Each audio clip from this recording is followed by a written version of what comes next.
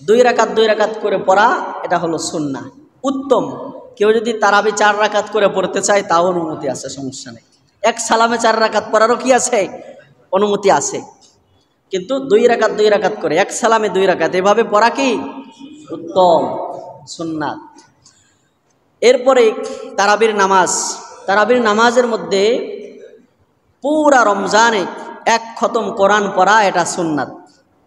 রমজানে তারাবির মধ্যে 1 খতম কোরআন পড়া কি সুন্নাত। আলহামদুলিল্লাহ সুম্মা আলহামদুলিল্লাহ, আমাদের মসজিদে এই বছরও খতমুল কোরআন হবে, খতমে তারাবি হবে আলহামদুলিল্লাহ। আপনারা খুশি না বেজার? আলহামদুলিল্লাহ বলেন। তো রমজানুল মুবারকে তারাবির বিষয়ে কিছু আলোচনা করছিলাম, এই জন্য এখন আর আলোচনা দীর্ঘ করব না। তো রাত্রেবেলা আমরা তারাবি পড়ব। তারাবির মধ্যে 2 রাকাত পরপর দেরি করব না, কিন্তু 4 রাকাত পরপর একটু আরাম করব। এটাকে বলা হয় তারউই হাতুন। তারাবি আসলে আসছে তারউই হাতুন থেকে। তারউই হাতুন অর্থ হলো আরাম করা। কি করা? আরাম করা। তো 4 রাকাত পরপর কিছু সময় আরাম করার অনুমতি আছে। তো এই যে কিছু সময় 4 রাকাত পরপর যে আমরা একটা বসি, একটু আরাম করি, এই আরামের সময়ও কয়েকটা আমল আমরা করতে পারি। তারাবির 4 রাকাত পরপর যে আমরা বসি একটু জিরানোর জন্য, এই সময়ও আমল আছে। কি আছে? আমল আছে। আমল কি? সুবহানাজিল মুলকি ওয়াল মালাকুতি নাকি?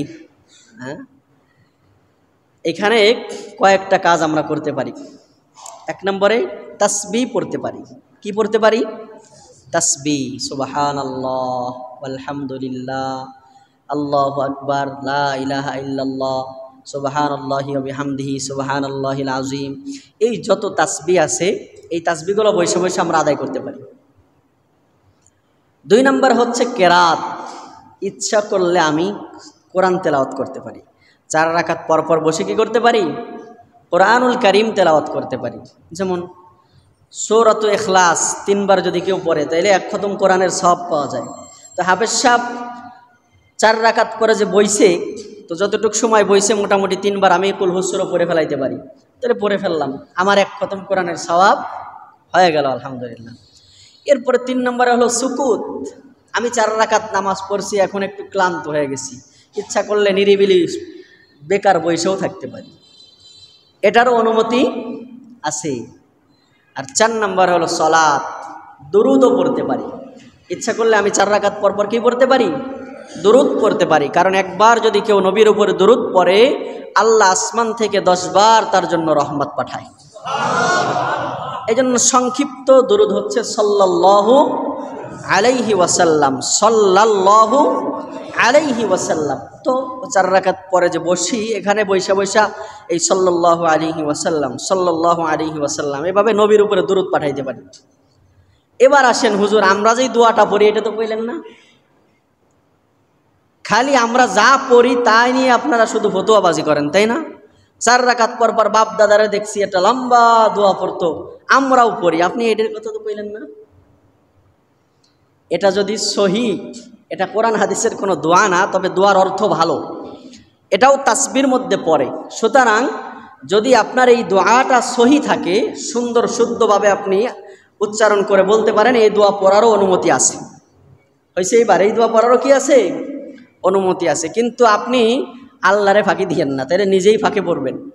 দেশ গ্রামে আমি দেখেছি অনেক সময় অনেক মুরব্বীরা এই দোয়া জিগাইছি, চাচা এই দোয়াটা কোন তো তারাবির দোয়া, পরে সুবহানাজিল মুলকি ওয়াল মালাকুতি সুবহানাজিল ইজ্জতি ওয়াল আজমতি ওয়াল হাইবাতি ওয়াল কুদরতি, এই পর্যন্ত যায় আর পারে না। পরে কেমন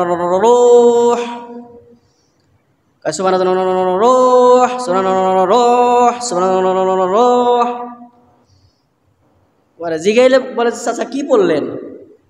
আরে বাপু যা পড়ছি আল্লাহ কবুল করবে, সারবে সমস্যা নাই। কিন্তু চাচাই কি আসলে পুরা দোয়াটা পারে না। এমন কোনো চাচা যদি থাকে না, শুধু চাচা না, অনেক যুবক আছে এই ফাঁকি দেয়। যদি এই দোয়াটা না পারেন তাইলে এই দোয়ায় ফাঁকি দেওয়ার দরকার নাই। আসলে এই যে আপনি ফাঁকি দেন, আপনি আল্লাহরে ফাঁকি দেন না নিজে ফাঁকে পড়েন? হ্যাঁ, নিজেই ফাঁকির মধ্যে পড়তেছি আমরা। এই জন্য এই দোয়া যদি সহি শুদ্ধ করে পড়তে না পারেন তাইলে এই দোয়া পড়া লাগবে না।